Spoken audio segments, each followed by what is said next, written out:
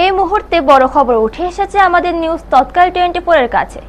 এই মুহূর্তে সবচেয়ে বড় খবর হলো 22 নং কাঠালিয়া মির্জা রাজাপুর কেন্দ্র থেকে সাউথ তৈবান্দাল এডিসি ভিলেজের 7 নং ভোট কেন্দ্রে ভানুমতি দেববর্মা নামে এক মহিলা, আবারও বলছি ভানুমতি দেববর্মা নামে এক মহিলা ভোট দিতে এসে দেখতে পান তার ভোট ইতিমধ্যেই হয়ে গেছে। কে তার ভোটটি দিয়েছেন সে বিষয়ে তিনি কিছুই বলতে পারেননি, ফলে তিনি নিজে তার ভোটাধিকার প্রয়োগ করতে পারেননি। ঘটনাটি সামনে আসতেই ভোট গ্রহণ প্রক্রিয়া নিয়ে নিয়োজিত কর্মীরা বিষয়টি খতিয়ে দেখছেন। এই বিষয়ে কি বললেন ভানুমতি দেববর্মা এবং অন্যান্য ভোটার, চলুন শুনে নেওয়া যাক। ভানুমতি ত্রিপুরা, বাড়ি কই? এখানেও সকালে কটার সময় আইসে ভোট দিতে?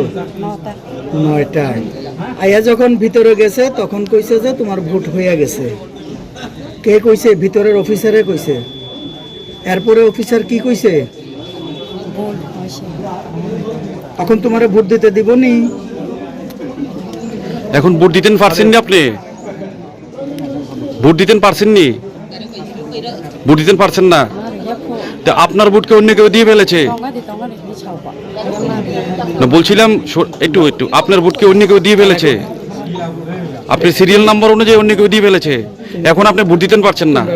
কতবার গিয়েছেন আপনি ভোট দিতেন? 4বার গিয়েছেন। এখানকার অফিসাররা যে ভুল করেছে, অফিসাররা আপনাকে কি আশ্বাস দিয়েছে শেষ পর্যন্ত?